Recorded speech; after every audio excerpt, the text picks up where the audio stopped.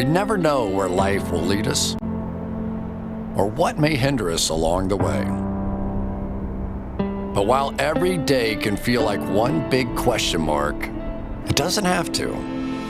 With the right insights, strategies, and solutions from Western and Southern Financial Group, together we can look ahead to leave the unknown behind. What's Pro Football Focus doing? Last week they had Brady. This week they got Brady. We're literally doing it differently from everybody else. As a matter of fact, moving forward from this point on, I will not make reference to PFF. Ready to get into it? Yeah. All right. We're going team by team. I would be very careful about slinging stones. Am I going to get sued? We got legal on this? I like football season, and all the things that go with it.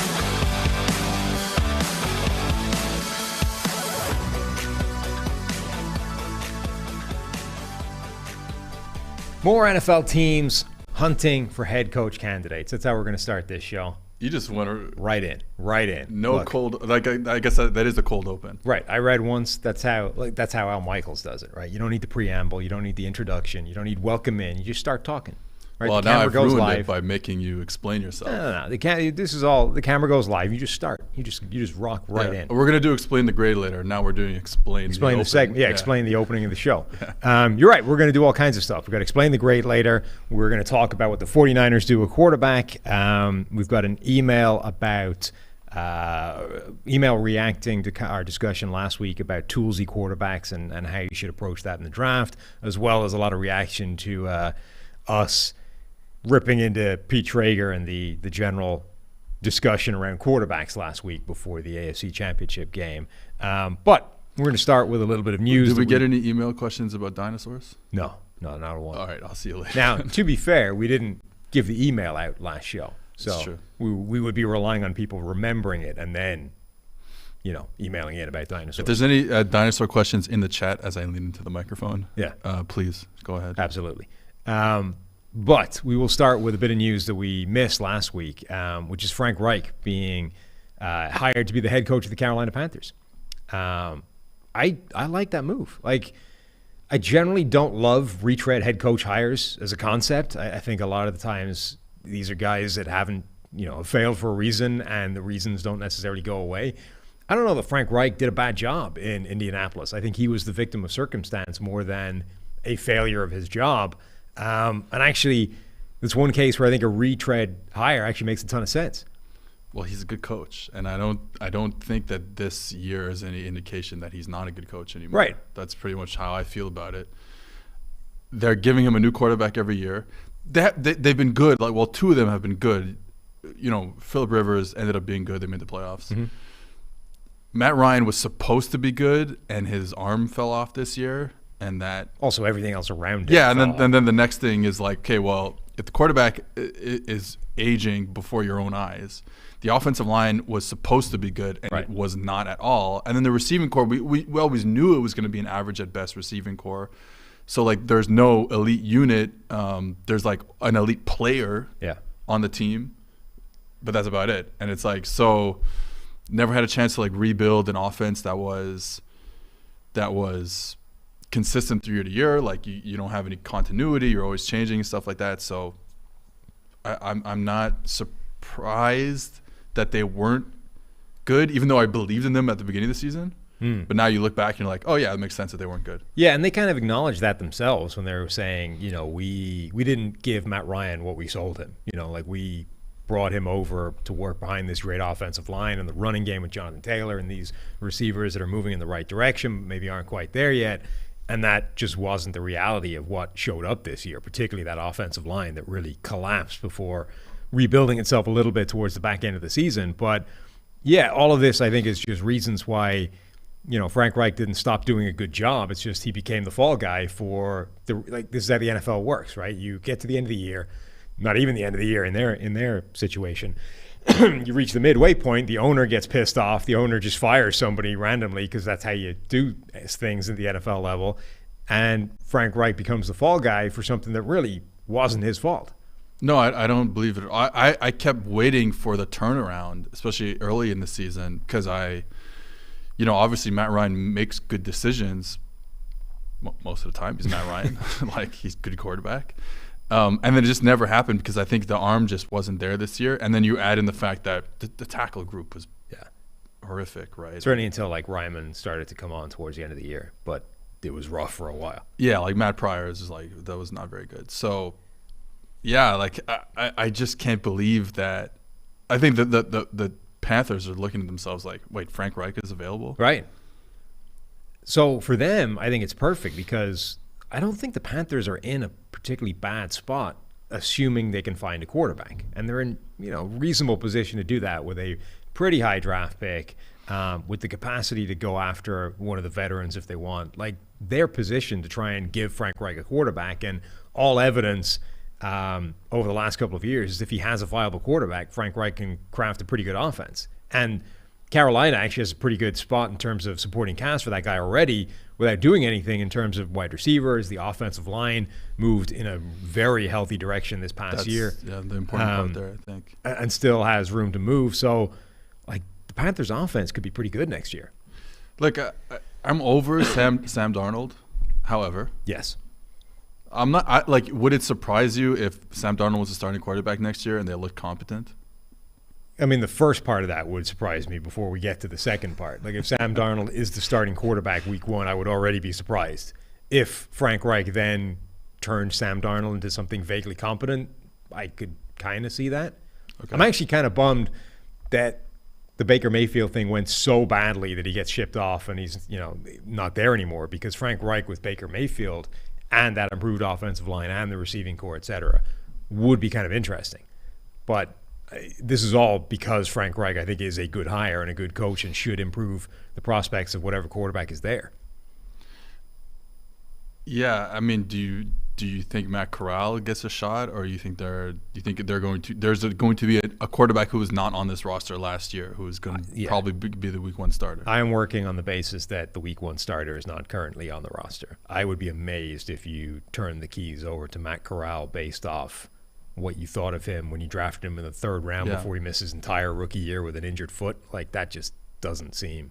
I don't think third round picks have that kind of tie to any organization that you believe in them that much that you're willing to actually give them a shot the next year based off literally no evidence whatsoever. It's like, if you see something special from them, sure, it changes everything, but I don't think they kind of earn that by default without, so unless he's been doing something insane at the back end of this rehab, or impressing them in meeting rooms or whatever, I can't see how he gets a shot at all.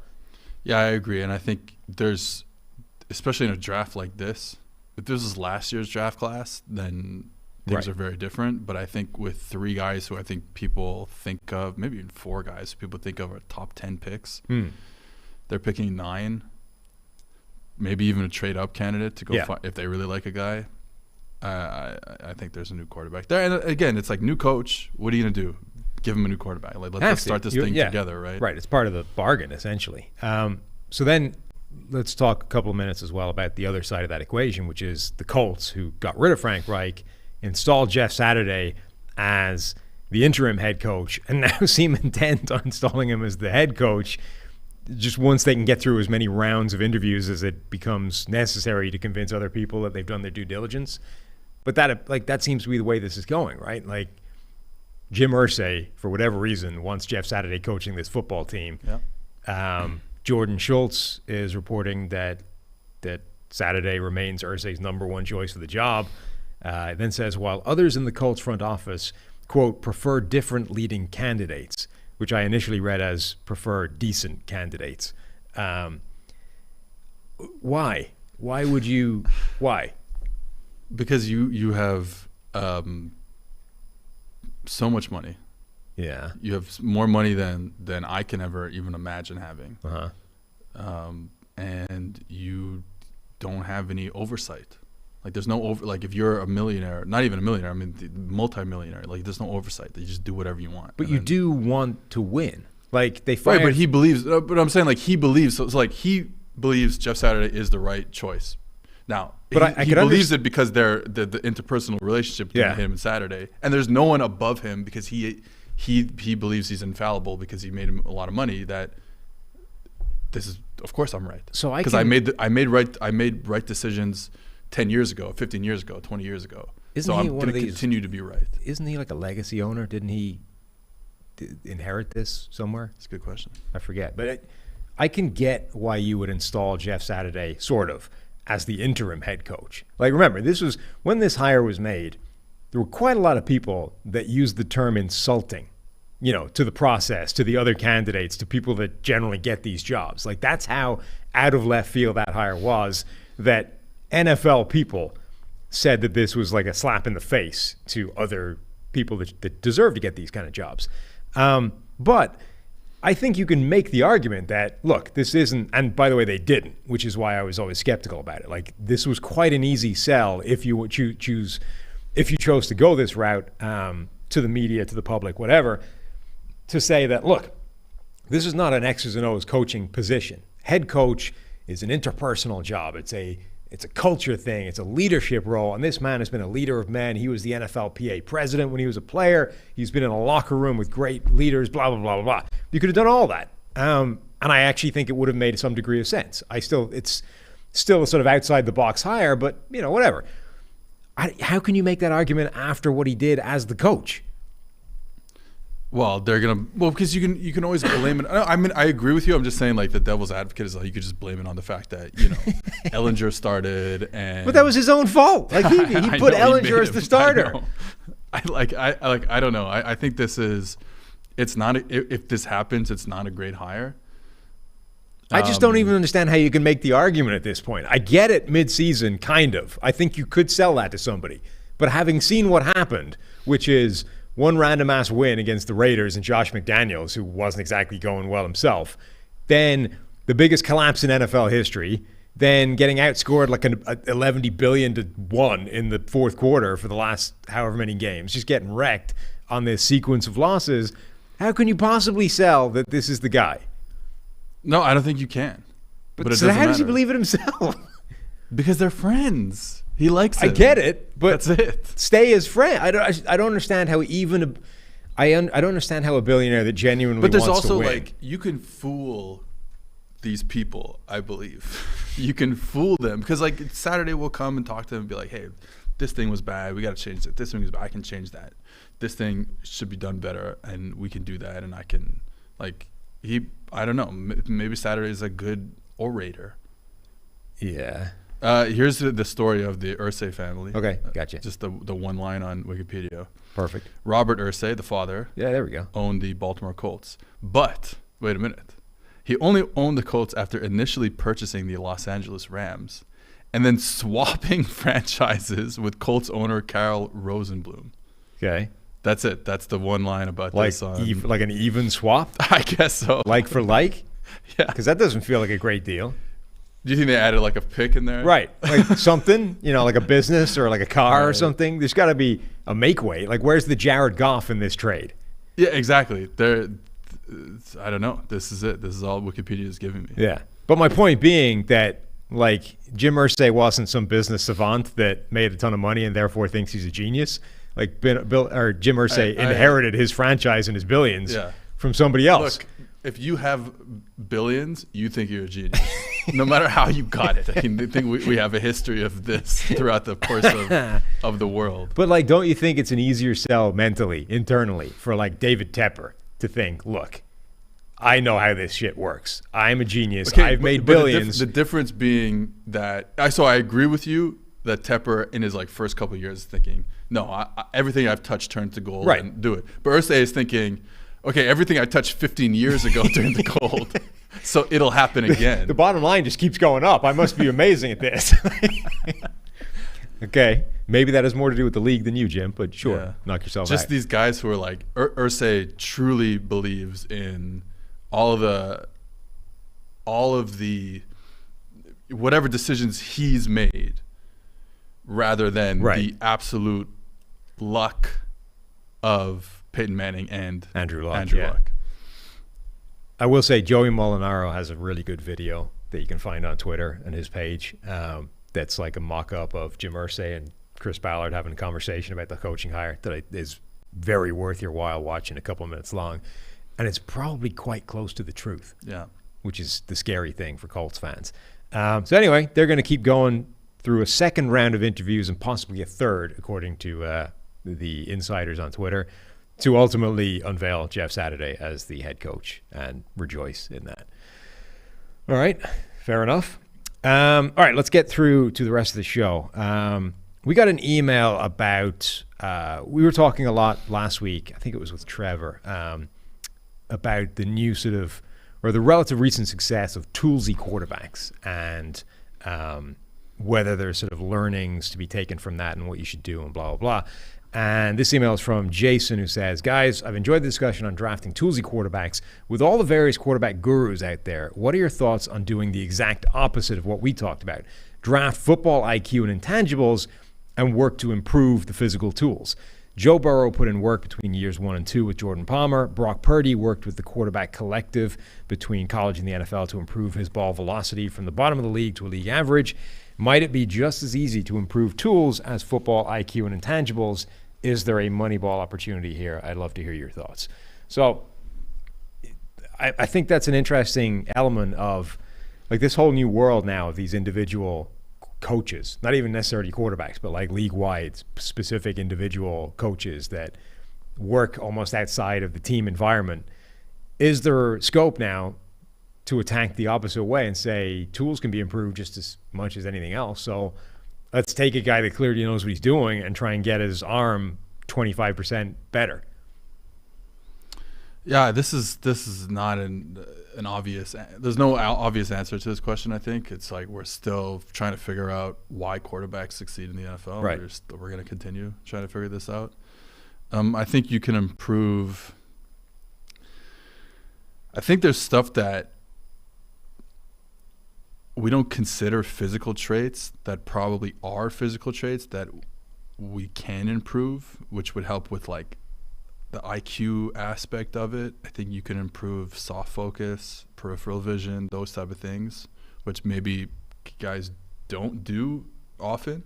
I mean, we are stuck to like the mechanical aspect of like how the body releases a football, right? Which I think is super important. We saw that change with Josh Allen being able to actually throw the ball accurately after his second year because they fixed issues with the sequencing and his hips and stuff like that. But I think what we don't do enough is fix eyesight and right. fix decision making, which you can do. You absolutely can do from these individual quarterback coaches and stuff like that. But I mean, to like again going back to it, it's like, should you draft tools guys and fix it? Should you draft, quote unquote IQ guys and fix it? It's like, man, we just don't know. It makes sense to draft the tools guy and then hope that you can fix the rest because you can get yourself out of trouble if you're the tools guy more than other guys can, and especially early on in a career where you're going to be in trouble because you don't understand enough about defenses and all that stuff, whether it's coverage or pass protection and stuff like that. So I certainly understand that, but that still doesn't. Then it's like, okay, so like I maybe I do kind of lean on that side, but I'm like, there's still too many guys who have tools who don't work out, and it's like there's just not a lot of quarterbacks who work out at the level that we want them to work out at. Just 15, maybe 15, who were like, this guy, I'd like him back for another season on my team. Yeah, I think the other thing is, so the sort of notion of you take a guy with all the physical tools in the world and get him better at one aspect of like mental processing, decision making, accuracy, whatever it is, and immediately that's a huge difference in what that guy is. You can, I think, play around the edges of physical abilities. I think there's a lot of these things that you can improve on. You can up arm strength. Obviously, Aaron Rodgers throws the ball differently now than he did when he came into the NFL. You can definitely improve even things like physical speed. Like you can learn how to, by the mechanics of throwing, you can learn the mechanics of running. You can get faster. You can get slightly stronger. You can get slightly bigger. What you can't do is turn Cody Kessler into Josh Allen. Like, no amount of sending him into the short of adding some, supplements, illegal supplements on the side, you're just simply not going to change that guy into the kind of tools that Josh Allen has at his disposal. It's not in the range of outcomes anywhere. So then you're sort of saying, well, if we improve this by 20%, this by 20%, this by 20%, what is the sum total of that? And it's still 50% of what Josh Allen is right out of the box. So it's easier to try and take the guy with these tools and move one thing and see if we can get him there, I think, than it is to take a guy with great football IQ and great accuracy and whatever and hope that the sum of 4 different physical improvements, which you might not have the time to do collectively or the ability to do collectively, gets him anywhere near that gap. Yeah. I just think there are some guys where, like, the benefit that you get from being a true difference maker physically is so different from where these guys are to start with. Yeah, I think you're also able to stick around in the league longer. Like, I was thinking about, like, the difference between, like, okay, I mean, Josh Allen is the obvious example. So you look at him, and then you look at, like, Josh Rosen. And it's like, it is, like, Josh Rosen could not put you on the field, right? Like, Josh Allen, even though he didn't know what he was doing for the first 2 years, or at least the first year and a half, let's say, he could be on the field. Right. Because he could do something, right? He gets you somewhere. Like, and Jalen Hurts. Yeah, like, Hurts. If Jalen Hurts couldn't run, he probably wouldn't have made it to the point where he was able to improve as a passer. Like, they wouldn't have had him on the field that long. Same with, like, Justin Fields. If it turned out that Justin Fields wasn't as freaky dynamic as he is right now, would he have made it through last season given where he was as a passer? Yeah, and not all of it's his fault, right? Like, who was he throwing to? What was the offensive line? What was the offense? Blah, blah, blah. But my point being, if he didn't do what he did as a runner, he probably doesn't make it through that season. So having that ability enables you it buys you a lot of time to fix other things. Whereas if you're the sort of, you're really smart, you make smart decisions, but you get murdered every play, or you can't get out of anything, or you can't make half the throws, people don't give you the time to fix those things. Yeah, that's the other thing. It's like no one wants to give you the time to sit on the bench before you start, or put you back on the field once you get benched, man. It's tough to go back. It also probably plays into this self-fulfilling prophecy thing of, like, I think one of the biggest elements of how much time a guy gets, how much leeway they're given, all those kinds of things, is simply draft status, right? And generally speaking, the guys drafted at the top are not the guys with marginal physical tools. So inherently, those guys are immediately until Bryce Young gets drafted, right? But even Bryce Young, like, has a good arm. You know what I mean? Like, if you're a Cody Kessler type, right? Those guys. I don't want to keep picking on Cody Kessler, but, like, those guys are drafted in the middle of the draft, right? Yeah. They're third rounders, which means you get 5 minutes to show you've got anything, and then you're done, right? Whereas if Cody Kessler, if he was just taken in the top 10. Well, this is what I say about Josh Allen all the time. It's like, you looked at him and his tape from Wyoming, and you're like, well, he's not a top 10 quarterback. But because that's what ended up happening, right, he was able to get reps and get reps and get reps in game. Because as we know, like, bad quarterbacks don't get reps unless it's in the game. Yeah.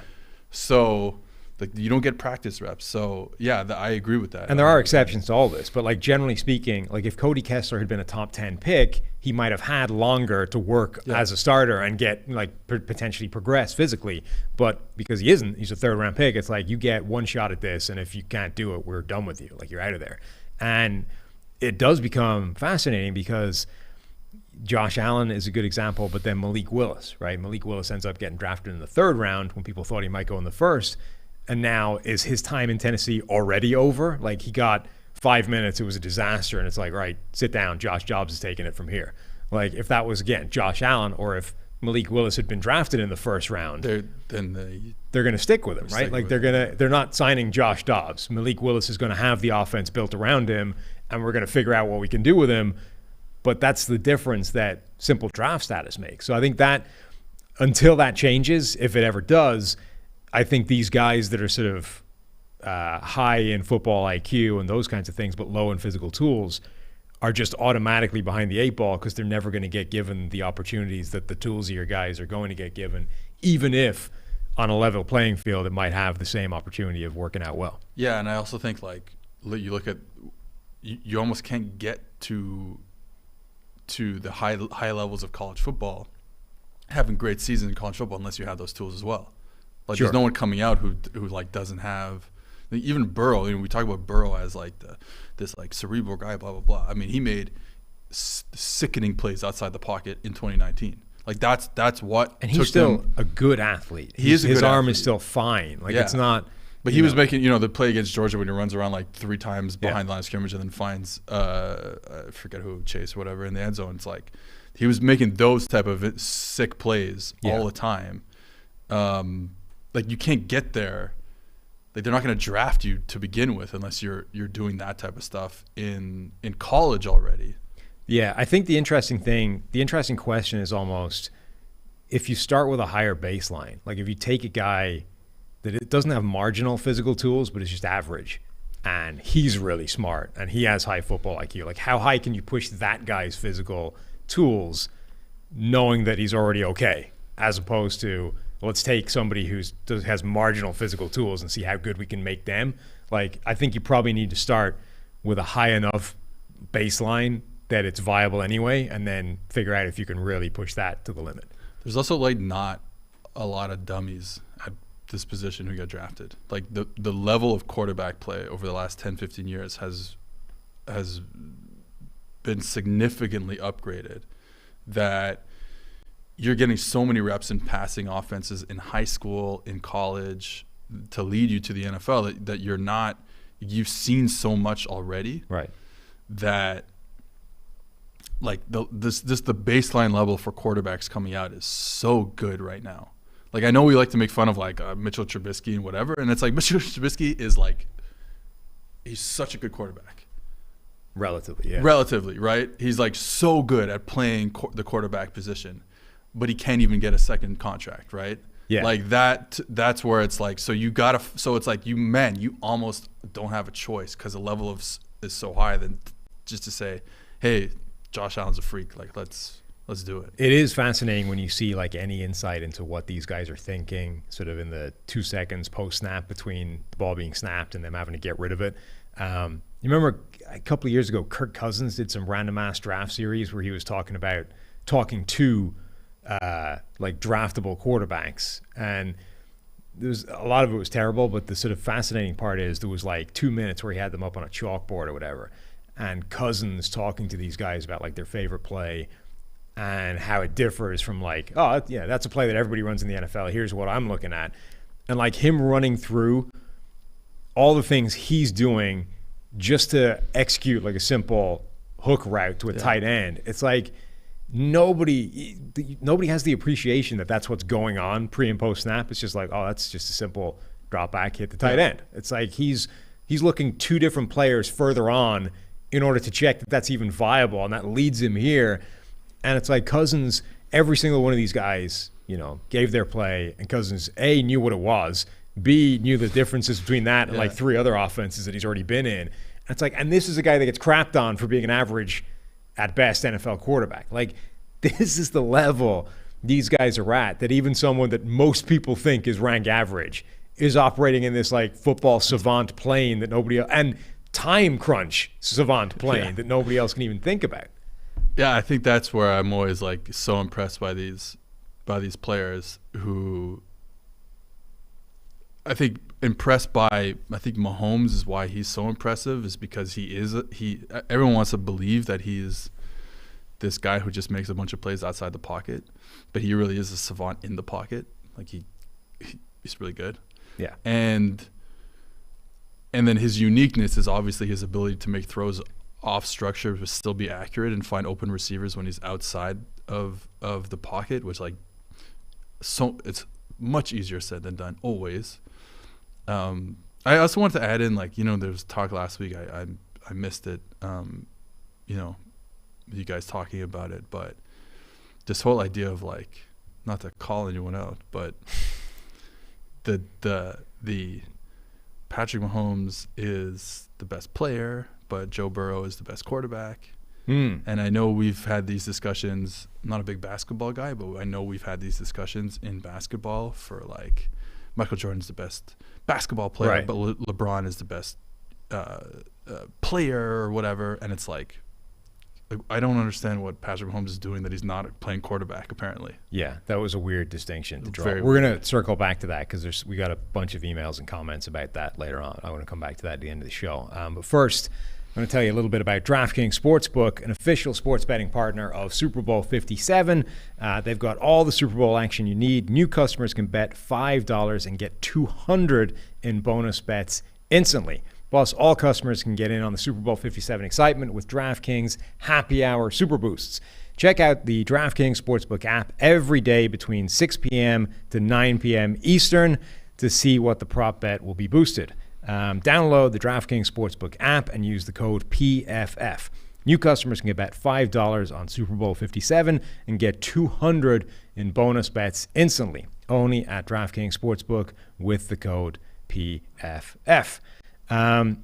So, sticking with the quarterback theme, I'm curious now what the 49ers are going to do at quarterback next season, because for the second year in a row, Kyle Shanahan has essentially closed the door on Jimmy Garoppolo. This time it seems much more likely that it will be true because they don't need to get a trade partner. They can just see ya. Trey Lance obviously was supposed to be the guy this year, the guy they got 3 first-round draft picks tied up in. Didn't happen, and when he's played, he's looked like the least effective of the 49ers quarterbacks over the last couple of years. And then obviously they had the Brock Purdy thing this year, put up crazy numbers. The production was through the roof. Incredible story. PFF grade never quite matched that, but then you have the complicating factor of also the dude like tore his elbow to pieces and now is on the shelf for at least 6 months potentially, and who knows, maybe more if it's Tommy John and blah, blah, blah. So also, by the way, Tom Brady just retired. So a potential option for them that might have ticked a lot of boxes, short-term, very good team, blah, blah, blah, doesn't seem to be an option anymore. So where does that leave them? You know, I still, as an outsider, not in the building, I still want to see what Trey Lance is. Right. Like we just haven't seen a lot of Trey Lance like play the sport of football in the past like 5 seasons, which is a problem. Like ever, yeah. But I would still like to see it. But I obviously understand that in the building they feel like this is they don't want to mess up what is a really good core of players, right? And this makes it so much more difficult. Like I'm still like, again, I still kind of believe in Trey Lance. He was a 3rd overall pick, so like there's probably something there. You still have Kyle Shanahan, who makes every quarterback look very good. Mm-hmm. So like again, outside of the building, I'm Trey Lance, I think, is the way to go. But inside the building, I can understand why. But it's funny though, because like let's look at the UFAs, right? Who, if you're gonna spend a moderate amount of money, you're not gonna like spend like huge amount on a quarterback. Who's the best quarterback that fits the 49ers roster right now? Well, it's Jimmy Garoppolo. Like that's the problem. Like that's he is continues to be the perfect fit, placeholder to a certain degree, like he was last season, right? When before he got injured. So, but that's the thing with him is like, even forget the kind of play or the potential cap to his how good he can be or blah blah blah. Just from his injury history, it makes sense that they were trying to move on from him. Like, just you literally can't trust that he will be there at the sharp end of the season any year. So it makes perfect sense that they were trying to go in a different direction anyway. That obviously hasn't changed. In fact, it stayed the same, and it's just more evidence that has to happen. So if you're even if you brought him back, you're still in the position of, at the very minimum, there needs to be a contingency plan that can step in and do the same thing. Now, maybe that is Brock Purdy. Well, that's again, the thing. So you still have Purdy and Lance like on the roster on rookie deals. So it's like, but if Lance isn't the starter next year, you almost have to trade him, right? Otherwise, what do we do? We're just burning 3 draft picks. Yeah, burning a lot of draft picks. Yeah. Yeah, I mean, like I don't know who the. I just think like the issue is going to be where do they think they are at quarterback? Like, how much money do they feel like they need to spend at quarterback in free agency? Like, we're assuming that in this world they don't like Trey Lance. Right. Brock Purdy's injury is not going to get better anytime soon before the season starts. So, like, now you're looking at a free agent quarterback, and it's like, are you going – I mean, I know there's, like there's not going to be a great amount of free agency quarterbacks. Like Lamar Jackson obviously is going to be franchise tags or whatever, or he'll sign. So it's like, man, like what? Like, then what are we talking about here? Like, do you just do the whole Jimmy G thing again? But maybe now, I say again, not with Jimmy G, but do you do it with? You know what I mean? Like, I don't know who's left for them to do this with, other than Lance, Purdy, or Jimmy. What do you think in this offense is, like, if Kyle Shanahan is looking for a quarterback, what are the traits he's looking for to execute this offense at a really high level? Because the weird thing is, Lance doesn't seem to be that. Whatever you think it should be, it doesn't seem that Lance is the guy, which is what makes it so fascinating that he was the guy that they traded the three first round picks to get. And as you said, we're dealing with a stupidly small sample size for Trey Lance. Like, he has in his NFL career 124 dropbacks. Like, that's nothing. 102 pass attempts. Like, we're talking nothing. But in that time, he has a turnover-worthy play rate of almost 4%, which is high, right? Like, he's making mistakes. And it feels like the thing that made Brock Purdy look so good is being able to paint by numbers and not screw it up. Yeah. And that was always the sort of, if Jimmy G has a flaw, it's that every now and again he's going to make one of those terrible mistakes, and that's where the problem arises. But, like, it feels like if Shanahan gets a quarterback that just does what he tells him to do, or, like, paints by numbers, just takes the open stuff and doesn't make a mess of it, he will get that guy cooking. And then where he runs it, like, the difference between Jimmy G winning games and Nick Mullins and CJ Beathard or whoever losing games is that those guys make more mistakes than he does. And those mistakes are what transforms, like, production and wins into just production, not wins. I will say that I think that, you know, taking Trey Lance with his skill set coming out was a choice to say, okay, well, you know, he's like, even if he's not the greatest passer in the world, like, now I'm getting more out of my running game. I'm getting some scramble ability. And I'm good enough. I'm Kyle Shanahan. I'm good enough to do the paint by numbers thing with literally anyone. Right. And I think he can fit this offense around Trey Lance if he needs to. So I don't know if it's necessarily that, like, he doesn't fit in the Kyle Shanahan offense, because I think they wanted to do some different stuff. You know, they wanted to play more pistol. They wanted to run more read option, do all that stuff. So I think there's a chance that he still feels like that's the way to go. And I think that's also just interesting from Shanahan's perspective, which is like, he's been so good at this particular thing, and just getting these guys to the right read over the middle of the field, no turnovers, and we have this really good running game and really good yak receivers, and I just need you to do this, like, one thing. And even him saying, okay, well, I need to expand it. Like, eventually this is going to come to an end, and it kind of didn't with Purdy. Now, Purdy is obviously a different quarterback than Jimmy G, and I think he expands the offense in a way that I think Kyle probably liked. Throwing the ball outside the numbers once in a while. Like, hey, we have really good receivers. Let's throw them the ball outside and extending sometimes. The play and extending scramble type passes. Yeah, he just doesn't have the quick release and the zip that I think Jimmy has, which is why Jimmy can operate over the middle of the field. Right.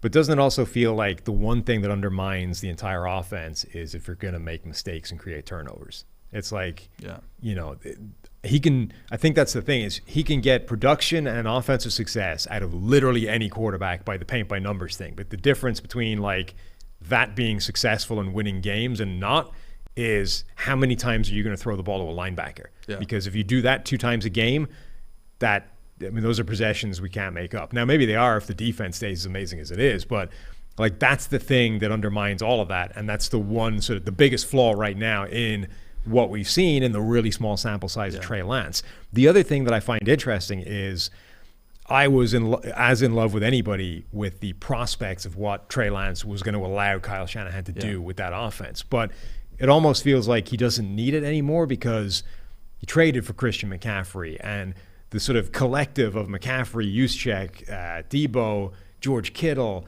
Brandon Ayuk, like all these guys together, A, is the best group of skill position players in the NFL. B, they're all like matchup nightmares. And deployed collectively, it's like I don't need any wrinkles. Like this is already unstoppable. Again, if you give me just the paint by numbers guy, like this guy can't fail. We win 10 straight games, right? Like if as long as he doesn't throw the ball to a safety twice a game, there's no way this can lose. So like I don't need the extra stuff anymore. Like maybe I did when we threw the 3 first-round picks to go get him, but now I just need a guy who's not going to turn the ball over. And then you can find that guy in free agency for not $30 million, right? For like a lot less than that, even if it's just a 1 year or 2 year deal. I think you can find that. Though I just don't know. I'm looking at the free agents at quarterback, and there's not a lot. But that's where I think it becomes kind of interesting. Like, does a guy like Kyle Shanahan, understanding everything we just talked about, say, if you give me Teddy Bridgewater for $5 million a year, like I can make that guy look like a Pro Bowler?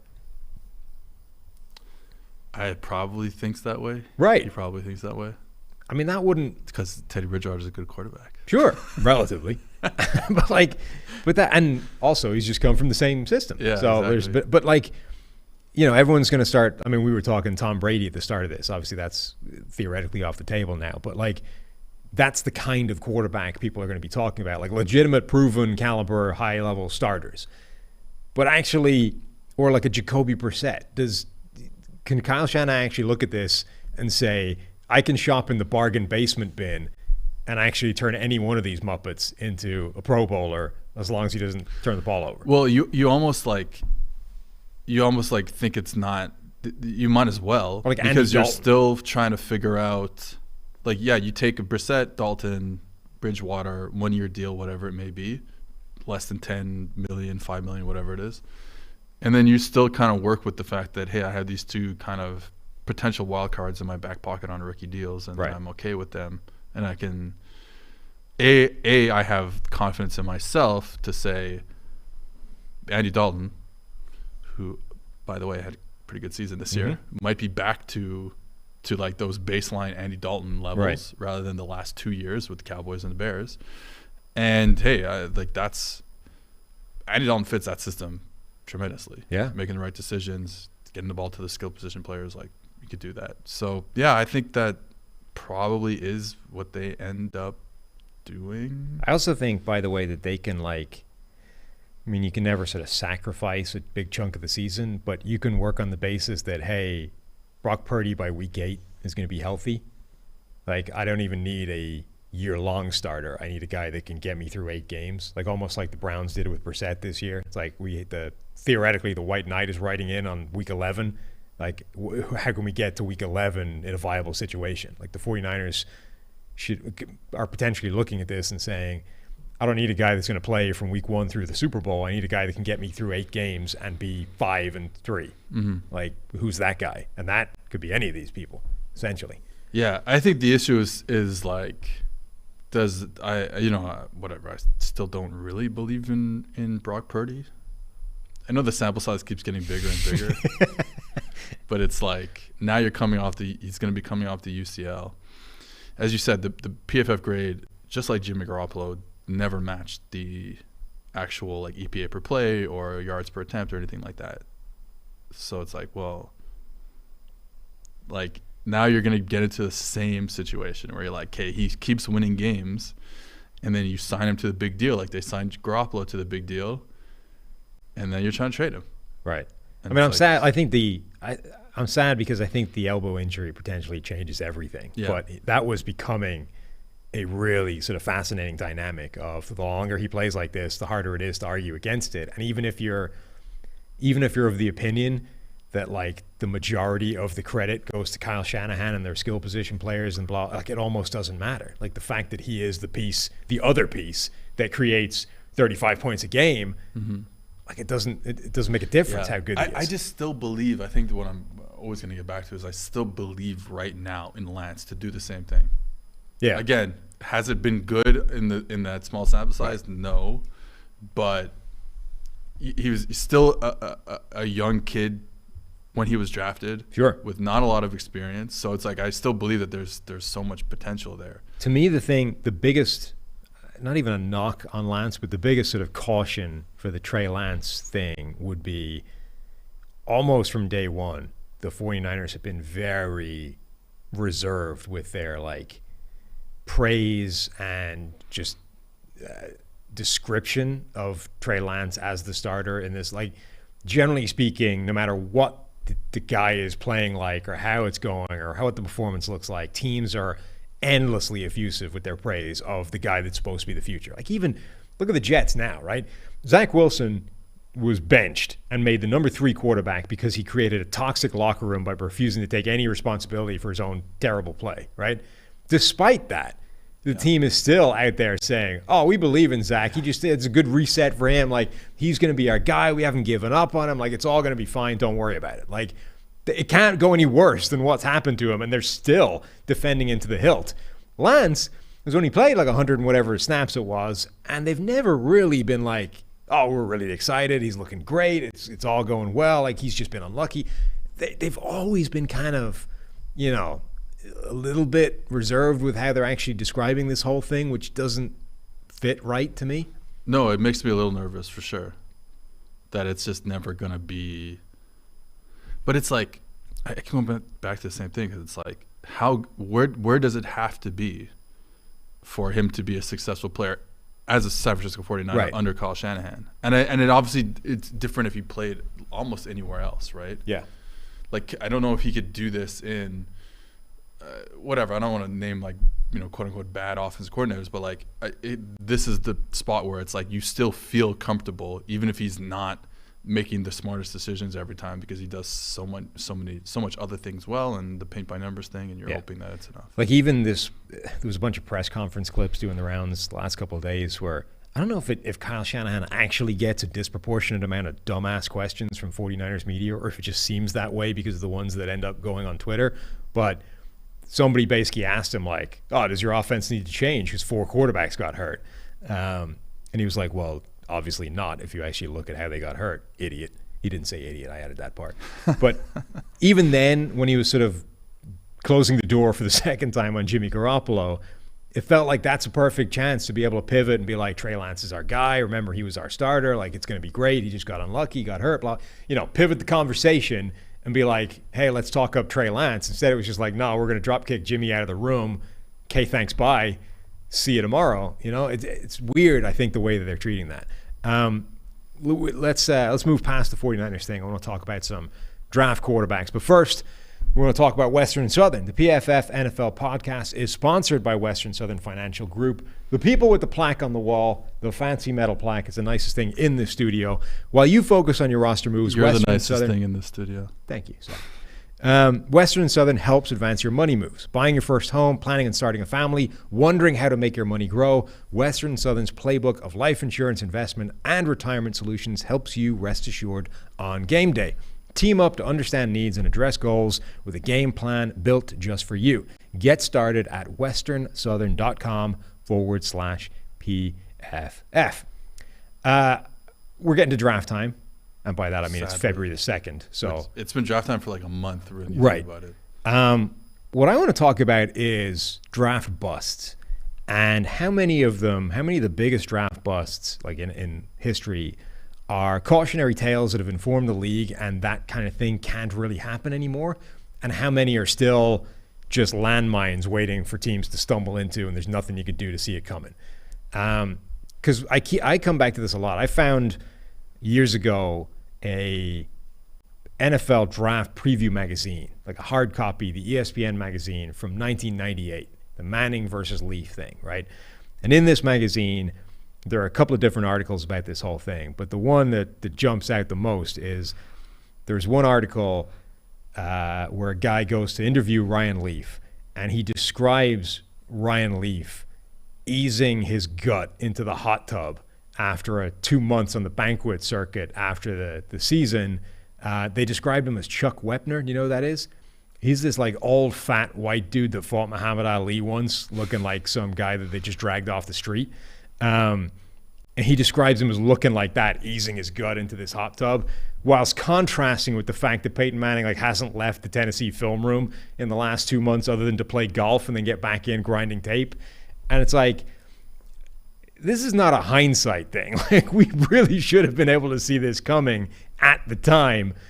Like, did we just decide that this stuff didn't matter? Like, I don't think this happens anymore. Like, I think that the red flags for Ryan Leaf were so obvious that teams having been burned by Ryan Leaf simply don't make that mistake these days.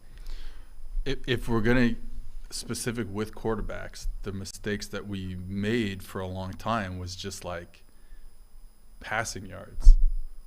Like, Leaf is probably a good example. I don't remember exactly the offense that he was playing in, but I would imagine he put up a ton of passing yards. But that was also it was a physical tools thing, but it wasn't like it was saying this guy with his physical tools, he's just too good to pass up. It doesn't matter what any of the rest looks like. Like, okay, right, but it's like it's only because he's only like the number, in discussion to be the first overall pick, right? Because of in 1997 throwing for just a hair under 4,000 yards at 9.7 yards per attempt, right. 34 touchdowns, 11 interceptions, because no one knows how to stop the pass back then. Right, but also, like, I think the missing part in, like, the discussion we had earlier is that, like, nobody is going to bat anymore for a guy that's, like, obviously an asshole. Like, you know what I mean? Yeah, okay. Like, you can have all the physical tools in the world and people will be confident in your ability to fix the other stuff because they're confident that you're a hard worker and a leader and all the, like, Josh Allen for the first 2 years, all you heard about was how much everybody loves him and how he's, grinding his ass off, and he will get there. Like, he's that kind of guy. Like, something you didn't hear about Josh Rosen. Right. And that's not, I shouldn't, like, I'm just saying this, you haven't heard that, not that it's true or not, but you guys haven't heard that. And let's say if we're making the argument, the Zach Wilson thing, like, that's, if you want to draw the analog that, like, that's why he's failing right now, theoretically, right? Because of the lack of leadership and maturity. But I don't think those red flags were obvious in the same way they were with Ryan Leaf. Yeah, and then with quarterbacks, it's still the toughest position, as we know. And then just when I think about Zach Wilson, I'm just like, well, our issue was like the tape wasn't actually that good at BYU. Like, that was the issue. We were like, and I guess that plays into what you're saying about traits, because like we all thought we saw these traits that were like unmissable, that you had to have in the first round, never mind the top, 5 picks or whatever. And then the actual tape, him playing quarterback, was just okay. But that also like plays into like the issue, like when we talk about traits in the discussion we had before, and Josh Allen keeps coming up, Josh Allen, and even Herbert too. But it's like those are A+ traits. Like when we banked on Zach Wilson, we were banking on B+ traits. He could get around the pocket a little bit. He could throw a deep ball, but it wasn't like he wasn't like insane velocity on his balls. He just like it's B+, maybe A, maybe A-, but I'd probably say B+ is closer. So like that's what we have to bank on, A+ traits. Like we can't bank on other traits like that. So I think I'm just thinking about other positions though to like kind of answer your question. And we kind of talked about it yesterday, but edge and defensive interior, like the whole D-line is a position that we've kind of solved just through that we probably won't make a lot of mistakes with, and then Javon Walker happened. So like right. That's the thing. So I will say that as much as, you look at some, like the Ryan Leaf one is the obvious one, where you look back and you say, I don't think people would make that mistake today, because I think that taught people some lessons of, look, if there's one thing that's a definite no-go, like you just can't have, it's a guy with that kind of attitude, because that's going to be a problem. Like, particularly at quarterback at the top of the draft where you're coming into a crappy team, like it's not going to be going well right away. You have to be able to get through that. And if you can't, you've got no shot. But when you look at some of the biggest draft busts of NFL history, quite a lot of them are quite recent. And they sort of tick these boxes that we're talking about of, it doesn't feel like he should have fallen for that. So Isaiah Wilson, I mean, that was the last couple of years. And again, that seems like one that it happens so fast that it feels like he should have seen that coming. Yeah, I mean, you would love to like see the interviews with him, like the private interviews, because that probably tells you the whole story there. that spiraled out of control so fast that I find it very difficult to believe that you couldn't have seen that coming based off talking to him at any point in that process. Now, maybe I'm wrong. Maybe the dude was incredibly good at faking it until he had the money, and then as soon as he had the money, it was like different guy. Love it. But it feels like that's something you should have been able to see coming. Who else would be like Ryan Leaf? We talked about edge rusher is one that busts every now and again, and when it does, it's bad. So the one I think that you can't see coming at any point, and I don't think it's fair to even call them. Well, no, I guess they are busts, but they're a different category. The injury ones, like Courtney Brown, was always injured. I think Keanu Carter, running back, was an injury one as well, right? Like these guys that get injured badly and they're just never the guys that you thought they were going to be. I don't think that's even obviously you can never see that coming unless there's an extensive injury history and your doctors, blah, blah, blah. But they're, I think, in a different category. Who else would be in this list, though? Like Jamarcus Russell is one of those biggest draft busts ever. And I think he's in the same kind of category as Ryan Leaf of this is something you probably should have seen coming. Like there's that legendary story, which I think started with Bruce, right? Didn't Bruce Gradkowski break this news that the Raiders didn't think he was watching tape, so they sent him home with blank tapes and asked him, like, did he watch all those blitz packages? Like, yeah. Yeah, I think that's always going to be the issue is going to be like, do you have – it's like obviously it takes a lot of willpower and energy and all that stuff to play at a professional sport league. Like, so that's probably the best example. It's just like we'll never know as outsiders. Like we're just never going to know, so we have to figure out other ways why these things might be issues. Two more interesting ones that are sort of edge rusher, defender type ones. Vernon Gholston and Dion Jordan. So these were two guys that had off the charts athleticism and were picked really high. Gholston was almost immediately terrible. Jordan, like at least flashed the ability to do some stuff and then just never really materialized. Third overall. Forgot. Gholston, I think his thing is, if I remember rightly, his like explosiveness numbers were off the charts, but his change of direction numbers weren't. So like he got compared to Trayvon Walker quite a bit because obviously athletic freak going high didn't necessarily have the production. But I don't think Gholston had the kind of like the profile that we talked about with Walker, this one of a kind, absolute unique freak. And once you get to the NFL level, if you can't change direction, that's not going to fly for an edge rusher. Jordan, though, is one where I think the NFL still makes this mistake quite a lot of watching a guy do something at the college level which is unusual for somebody of his dimensions and then projecting that forward as, well, what if we do that 100% of the time? You're like, well, then you're just not that great at it. Like he drops into coverage well for a defensive lineman, but he doesn't drop into coverage well for a linebacker. Yeah. And if you then ask him to be a linebacker, you just have a below average player. A bad linebacker. Right. I think the NFL still screws that up, which is why you get Isaiah Simmons, Hassan Reddick. Like you get them shoehorning these guys into positions that they shouldn't really play based off looking quite good at doing that for a different position. Yeah, I'm looking at Dion Jordan's 2012 stats at Oregon. He had 5 sacks and 10.5 tackles for loss. Yeah. It's not very good. It's not a lot. Right. But and so much of the hype was about, but look at him drop into coverage for a guy that's whatever he is, like 6'6" and 260 pounds. The funny thing about that is like, I think it's useful to once in a while drop your defensive end in coverage. Like, of course, choice. It's like very, very good scheme, right? But it's once in a while. Yes. And you're really just getting in the way. Like the whole point is like, oh, we fooled the quarterback. Not like, hey, we're going to stand there and you're going to cover a guy and you're going to understand your hook drop and you're going to understand like depth and all that stuff. It's like, we're just going to like, you just got to be there kind of. So like, yeah, I agree. Like that type of, those type of tweeners can be troublesome. But I think you also need to look at, okay, yes, this is impressive for a defensive lineman, but you also need to put it in the context of what is it also impressive like for a guy that plays this position? Because if it isn't, then it's of limited use at the next level. Like, we either aren't going to ask him to do that a lot, or if we are, by our own definition, he isn't that great at it because we're saying he doesn't compare particularly well to a guy that does that all the time. That I think the NFL still screws that up, and that's why you get so many of these tweener guys don't work out. Yeah, we often can look at the wrong things when it's like we really have to.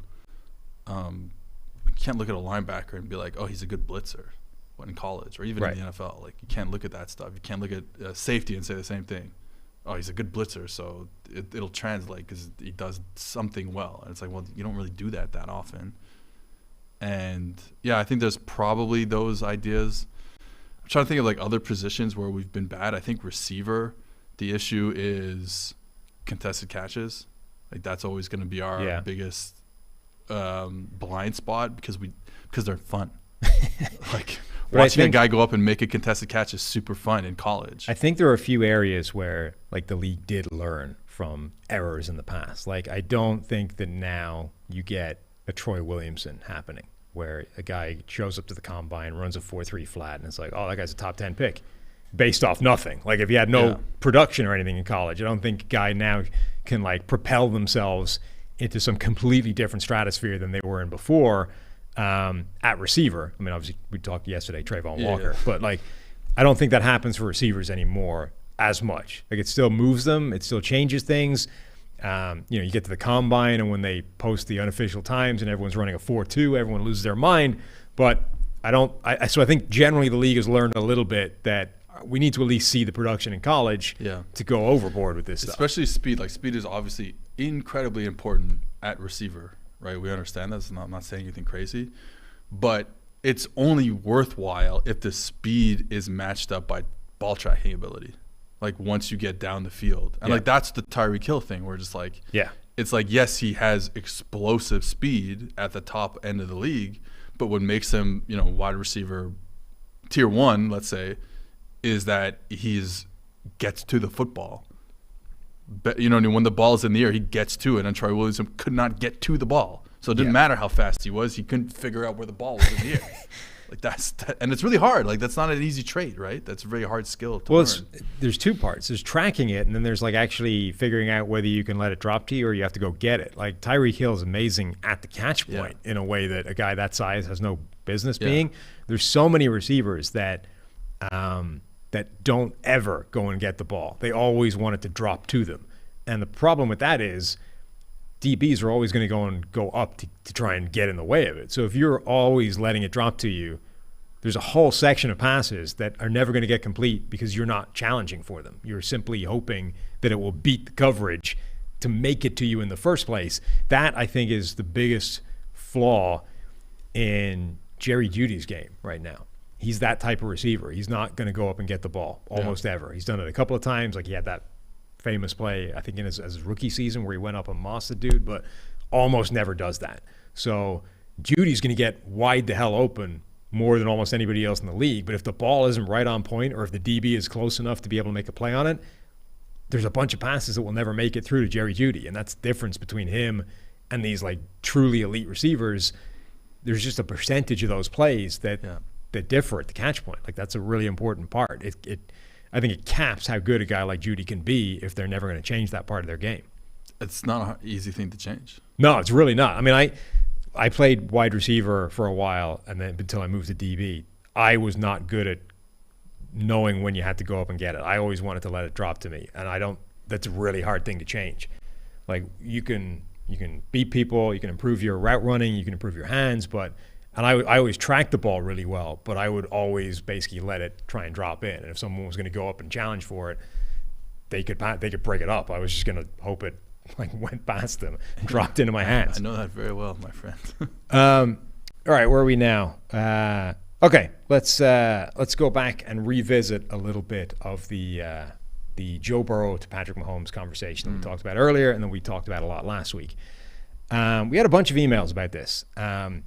There was one really long one that was really well written, and actually I want to find out the guy's name because there's no way I'm reading it out, but he deserves credit for at least articulating the thoughts behind it. I might find that in a bit because I can't find it off the top of my head. But anyway, the gist of this was Pete Schrager in particular, but wasn't alone, was saying, if Burrow managed to beat Patrick Mahomes for the fourth time in a row, you couldn't construct the argument that Mahomes was a better quarterback. Can't do it. And me and Steve essentially both argued that that's ridiculous because of all of the evidence that says he is. Where were you before the game? And B, after the game has happened, where are you on Mahomes, Burrow versus Mahomes, Mahomes versus any other quarterback?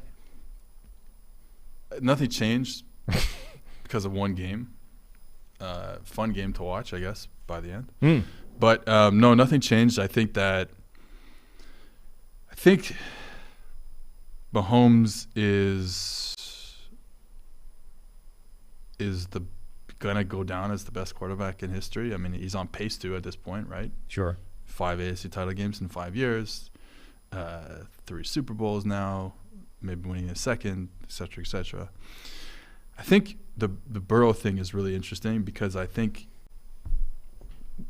we have a hard time, and Mahomes they're all in this group, but we do have a hard time separating, trying to figure out what is the quarterback's contribution to this sport, to this team, to the offense, etc.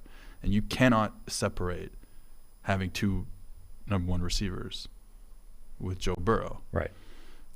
Just as you can't separate having 2 number 1 receivers and an Andy Reid for most of Patrick Mahomes' career. Just as you can't separate the difference in Josh Allen once he gets Stephon Diggs and they create an offense that's built for him.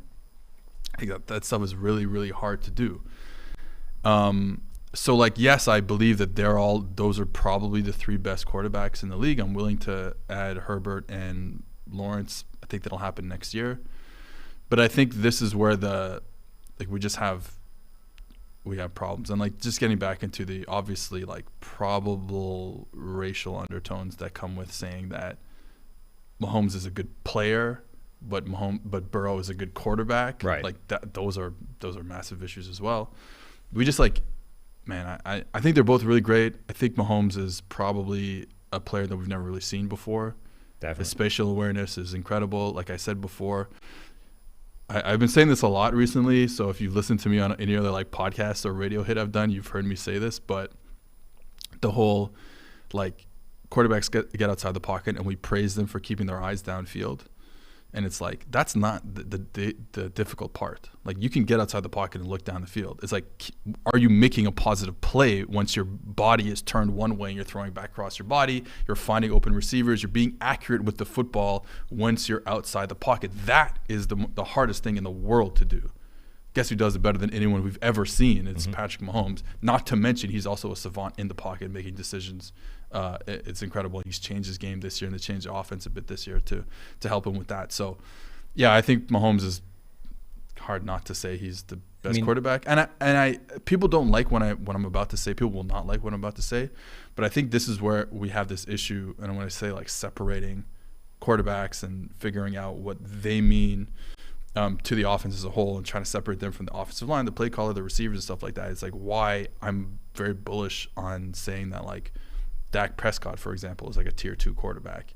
And I don't think the Bengals look that much different if Dak Prescott is the quarterback there rather than Joe Burrow, who I love as an LSU fan, but I don't think there's that much of a difference there. If you gave him they've been really, really good on offense. The Cowboys have been arguably a better offense than the Bengals over the last couple of years. Mahomes' ability to do the exact dictionary definition of what you're not supposed to do as a quarterback and consistently make those plays is insane. When you consider the caliber of NFL player that can't do those plays, that was the biggest flaw a lot of the time in a Hall of Famer Brett Favre's game, was he kept trying to make those plays, and you're like, Brett, you can't do that. Mike Holmgren's on the sideline being like, what are you doing? You cannot make that throw. It's not possible to consistently make that. You will be punished by an interception.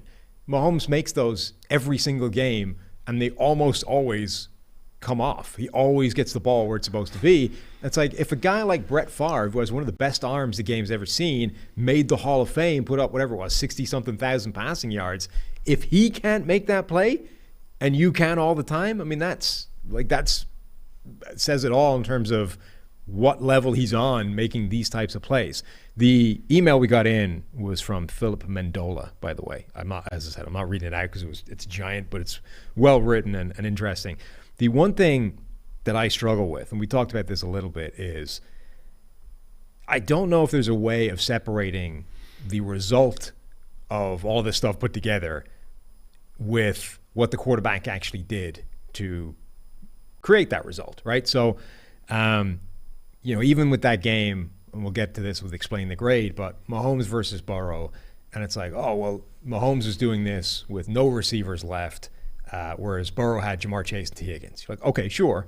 On the other hand, Joe Burrow is dealing with 3 turnstiles in the offensive line, and Patrick Mahomes is dealing with 5 of the best offensive linemen in the NFL. The Chiefs only had a good game. Right, which was basically unstoppable in that game. So you're like, so how do you separate those two things, right? Yes, Mahomes had crappy receivers and a great offensive line. Burrow had the opposite, which is better, which is more important, which was more relevant in that game. And then, Mike Francesca, is that his name? Yeah. Was on First Take. Is that the thing? Like, they seem to be trying to create like the perfect storm of disaster fuel with this show. But he was on with Tom Brady retirement. He's like, Tom Brady's not the best regular season quarterback. He's not the best Super Bowl quarterback.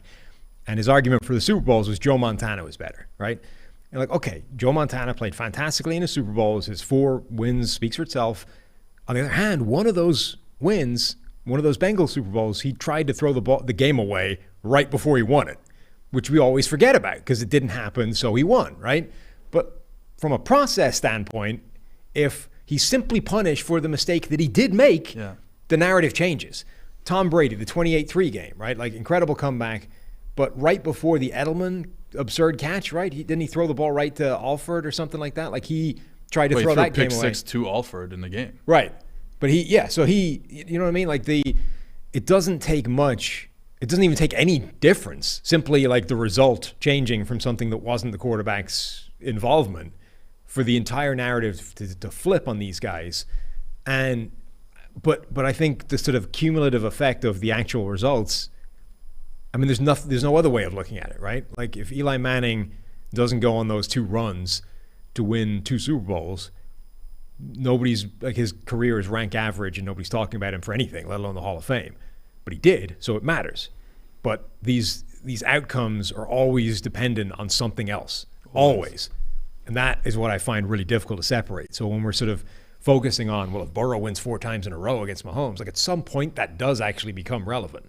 But it's probably not 1 game, and it's probably not 4 games. Yeah, exactly, right. It's probably not even still 4 games. Right, but it does at some stage become relevant because there's just no other way of judging these guys. Yeah, in the sense that, like, this is the best we can do, then probably. But even that, it's tough. Like, I mean, Burrow is such a great example of, like, they got to the Super Bowl last year and, like, he wasn't very good. And again, offensive line issues, I understand that, but he didn't have, like, the greatest Joe Burrow games, and they won all 4.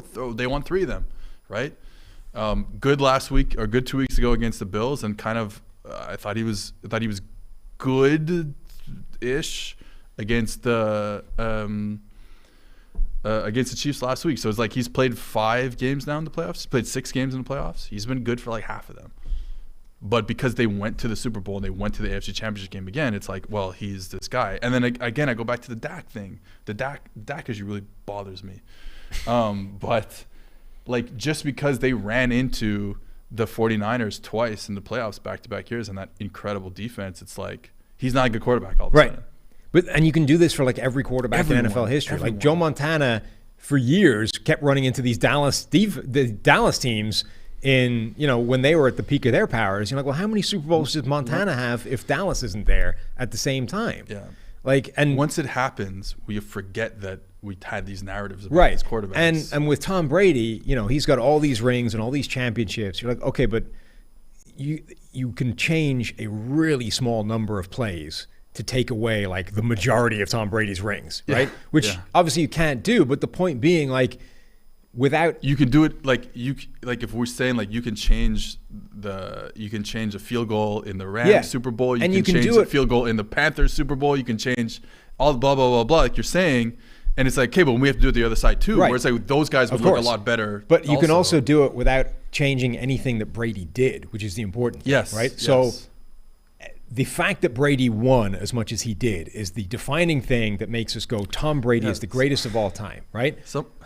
Which does matter, because it is important that Brady won 7 Super Bowl rings and like Dan Marino didn't win any, right?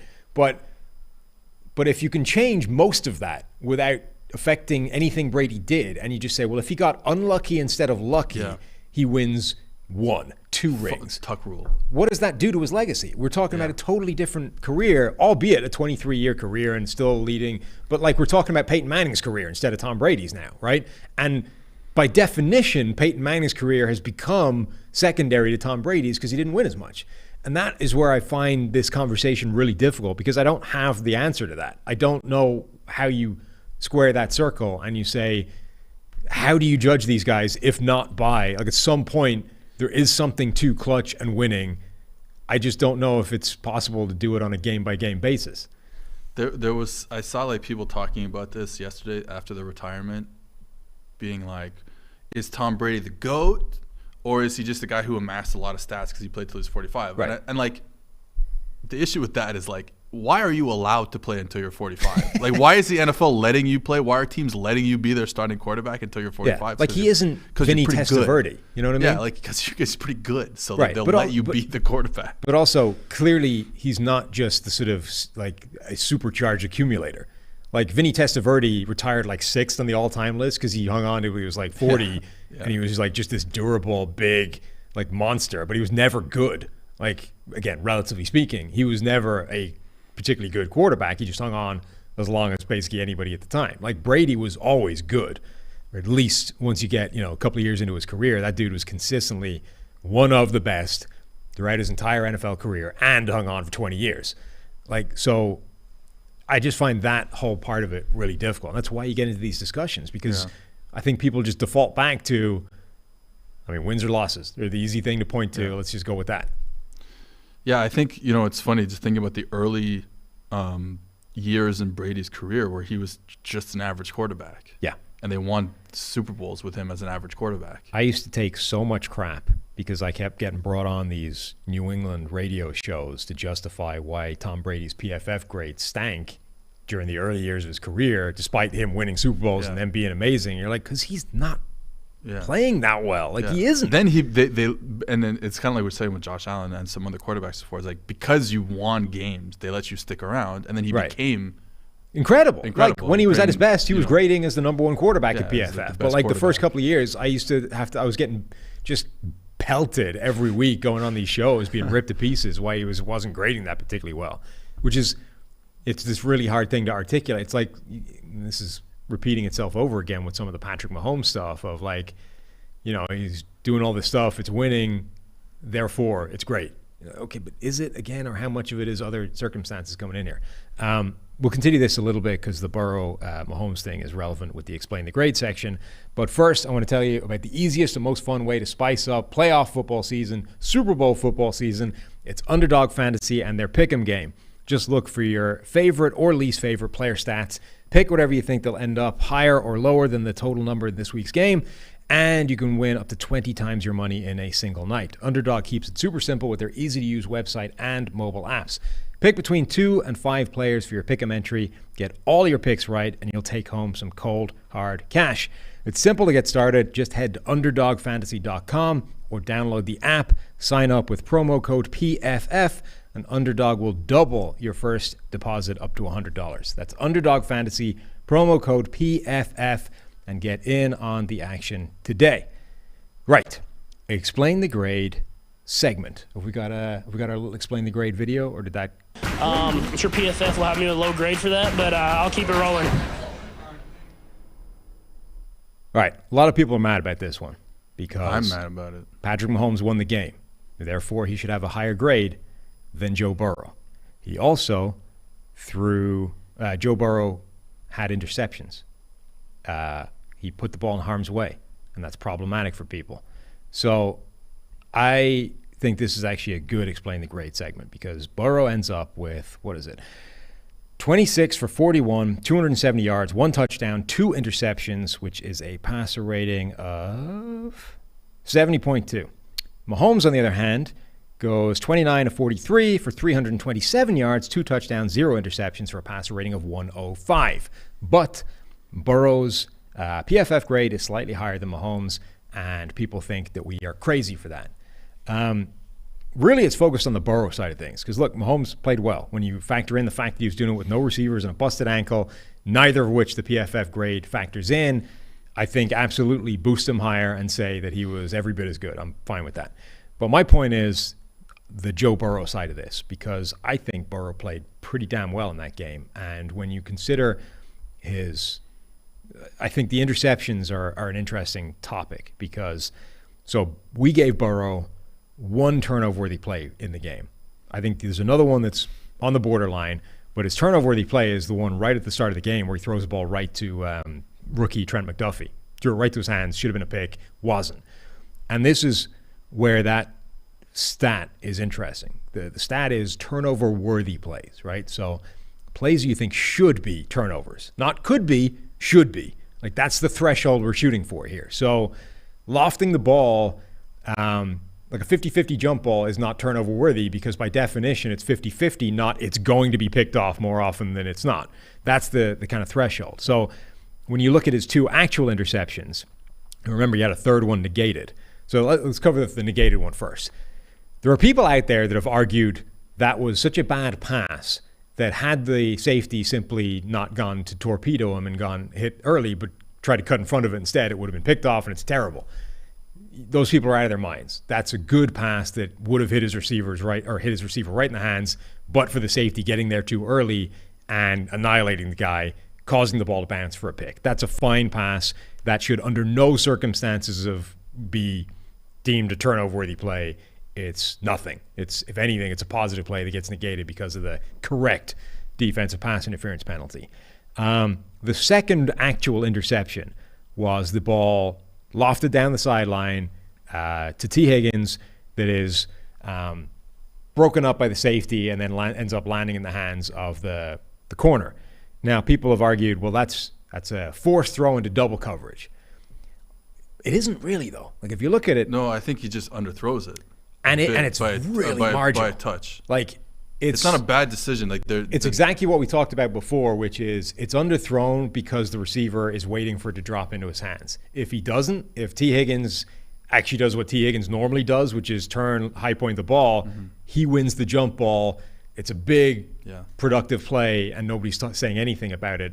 Instead, he thinks it's going to beat the DB, and it probably does most of the time, except the safety makes a spectacular diving one-handed pass breakup and gets just enough of it, and all of a sudden that turns into an interception. So the few things I would point out about that. One, if that guy doesn't make that play, and I think people need to understand how good a play that is from the safety. I think that's an amazing diving pass breakup. If he doesn't make that play, it's probably a catch, and it's a well-thrown ball because of that. If you're nitpicking the location, you say, yeah, it's half a yard underthrown, because if it's half a yard further, the safety literally can't make that play, and then it is a catch and a touchdown. But two, it isn't really double coverage because the cornerback's involvement in that play is over right up until the point it lands in his hands because he's watching. It was schemed up for this exact thing to happen, and they got it right. He beats him on a double move. Yeah. The corner is trailing way behind the play, and then simply because the safety manages to bat it up in the air, it's like, oh, look, the ball lands in my hands. Like, that's not double coverage. That is one-on-one effectively with the safety, and the safety made the play. So we don't charge that as a turnover-worthy play. Even if you just look at like passes thrown into double coverage, those are picked off like 10% of the time, which is up from 2% of the time for any other class, but is not, again, by definition, turnover worthy. Like, you're supposed to challenge double coverage sometimes. Yeah. So that's not turnover worthy. The other one is the interesting one because that is the one up the seam to T. Higgins again where it looks terrible because right at the point Burrow is letting go of the ball, T. Higgins tries to adjust his route outside of the DB and sort of take what is a seam, tries to turn it like a seam fade, and all of a sudden the corner is basically just standing where the ball's about to arrive and catches it and picks it off. I don't think it's good. In fact, I think it's bad, whatever. Like, there's debate as to, is T. Higgins supposed to stay inside? Is he supposed to bend that outside? There's a few things at play. Number one, it's different to most looks the Bengals have run this exact play against over the course of the season because it's cover zero. There's no safety. There's no safety. I'm mad about this play. So As all of a Burrow sudden, fan, I'm so mad about this play. Right. All of a sudden, T. Higgins has an inside release against a DB with nobody in the middle of the field. So, and Burrow sort of sees this and puts the ball in the air. Now, what he didn't do was lead him into that space where the no safety is and take advantage of the fact that your 6'4" guy has inside leverage. And if you put it in the middle of the field, essentially there's no way this ball can do anything other than a favorable pass to Higgins. He's rushed. He puts the ball in the air. It's short. I think it's bad whatever happens. But the fact that Higgins tries to adjust outside effectively turns it into a nightmare. To me, it's more wide receiver QB miscommunication. It's definitely a miscommunication. The question is, and this is always a very difficult thing to determine, but how bad is it if the miscommunication doesn't happen? And this is one of the funny things because people criticize PFF for this generally in the other direction. I think one of the things that gets said about us is we guess too much. Like you're saying, what if? But what we're actually doing in this play is saying we can't tell how bad this is if T. Higgins doesn't try and adjust his route outside. If he stays where he is and the ball is put where it is, how bad is that? And we're basically saying we can't tell, so we're not giving it a turnover-worthy play. Because it might not be. It might just be like a forced throw that would be a minus 0.5 by our numbers and not like a really egregious throw. So ironically, we're actually taking the determination of we don't know if it's Burrow's fault. We don't know if it's Higgins' fault. There's basically no way of telling that from the information available to us. So we're kind of saying we're going to hedge and not downgrade either of them too hard. And I think that's the soundest way of doing that. It looks terrible because at the point after the ball is thrown, all you see is like DB like standing there and catching it. But I think from a process standpoint, I don't think it's terrible for Burrow. Yeah, it just sucks that it happened like the second he decides to make the throw is when T. Higgins goes the other way. And again, like you said, it's like not a common play. Right. You weren't expecting to get, and then it's then it's like, you know, I mean, again, this is not on us, but then we're just talking about like, do you read that if you have a slot fade? Do you read that and say, let me stay inside of it because I know that's where the space is and it's an easier pitch and catch if I run more of a skinny post, right? Or do I just keep running on my route? But then the thing is, like, because he took such an inside release to begin with, he fooled Burrow. That's what I think happened. Is like he took such an inside release when in his head thinking inside release, I'm gonna get the DB turn his hips and I'm gonna break on my fade route, right, on my slot fade. And Burrow was like, well, A, I'm under pressure. B, there's some space here for me to throw the football into. And then again, the timing was like perfectly bad. Yeah. Right. So, yeah. I mean, that's the other thing is that I think there is an element sometimes where sometimes you can just get unlucky. Like, again, sometimes receivers and quarterbacks are on different pages. Sometimes it's obvious who screwed up, right? Yeah. There are certain times where you can see what happened and who made the mistake, and that's easy enough. There are other times where I don't know. There are other times where it's difficult to know, but somebody did. And then I think there's a third category where sometimes you just get unlucky, and it actually makes sense what both guys did. Yeah. You know, and they did the different things, and therefore it was a bad result. Now the question is, what do you do with a play like that from a grading standpoint? Because this play, as a minor downgrade or as a significant turnover-worthy play downgrade, would affect Joe Burrow's grade reasonably significantly, right? So do you say the buck stops with the quarterback and this is his responsibility even if it isn't, even if it isn't really, and downgrade him hard for it? Or do you say this is unlucky and whether or not it's his fault, whether or not it's understandable, we're just going to sort of say no harm, no foul and not be wrong in downgrading somebody too hard for something that actually wasn't their fault?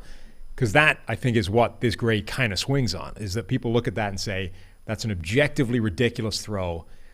And it isn't really. Like, it's definitely not good. And I think it is bad because of the location, which was there because of he was rushed. But when you look at what happened on the play and the reasons it was sort of the reasons that the receiver did what he did and what Burrow did what he did, I think you can kind of put it down to it's bad luck and it's a good defensive play. You're the one with the knowledge of the system more than I am. So I can't. I mean, you're making a good point. You're making a good point. That's all I got. I mean, look, this is what we do in Explain the Grade, right? We're not saying this is infallible. We're not saying 100% this was not Burrow's fault. What we're saying is we don't know. And so far as I can tell from post-game comments and stuff, nobody else does either know who was at fault. So absent of that definitive information, we're effectively saying there's not enough information on this. I would bet it's still a negatively graded throw. It is. Yeah. So because of that location. Yeah. But what we're saying is there's only so hard you can downgrade that without knowing what it would have looked like if T. Higgins had stayed where Burrow thought he was going to be. And that, I think, is the difference. Is it looks ridiculous, but I don't think you can square what T. Higgins did and know how that would have looked had he stayed on his route or with his leverage. Like, that's the difference. So big play in the game too. Right. Huge play in the game. Huge play in determining like what you think of Burrow's performance. I mean, you take away that interception or either of the interceptions from a stat sheet, his passer rating probably jumps 15 points. It just not this is not grade related, but just thinking about the two quarterbacks in that game, it's just like the difference. So much of that difference is Burrow. They did a really good job. I believe they played a bunch of cover 2, like a ton of cover 2 the Chiefs did, and it really took away what they often want to do, right, is to throw the ball down the sideline and stuff like that. And it forced Burrow off his first read, his first side that he was looking at, and by that time it was like, it's over. Chris Jones is in your face and it's over. Yeah. And the flip side is Mahomes being able to do Mahomes things, which is like, I'm not getting so much pressure. These were really good pockets. They certainly weren't Eagles pockets, but they were very good pockets. And then Mahomes just flourishes because he looks at his first read, it's not there. He moves back and he finds MVS on a rope on the post route in the end zone, and then he finds Kelsey and him doing the telepathy that they always do, where he breaks off his route and the ball is already there in the end zone, and all these type of plays that were only Mahomes, right? Mm-hmm. So yeah, I think that was really my favorite part of the game, is the contrast between the pockets. I think were really the biggest difference in the game. So that's going to do it. I think overall, Burrow played better than a stat sheet is the point we're getting at with this. I don't expect everyone to agree with every point we made about his grade overall, but I think the hysteria about his grade versus Mahomes' grade is largely driven by those interceptions that looked really bad for Burrow, one of which I don't think was bad at all, and the other of which I think you have to factor in the extra context, which we have decided to err on the side of not penalizing him too hard for it, because I think there's too much unknown about that. Yeah. So anyway, degree of difficulty on Burrow's shoulders for most of this season. No running game. Offensive line getting worse as the season went on because of the injuries. It's been tough. Yeah. So that's Explain the Grade for today. That's the rest of today's show. Myself and Seth are going to be back tomorrow. And then Steve will be back for Monday's show. And then me and Steve are off to Phoenix for Radio Row and the Super Bowl, et cetera, et cetera. So we will talk to you tomorrow. Thanks for listening. Take it easy.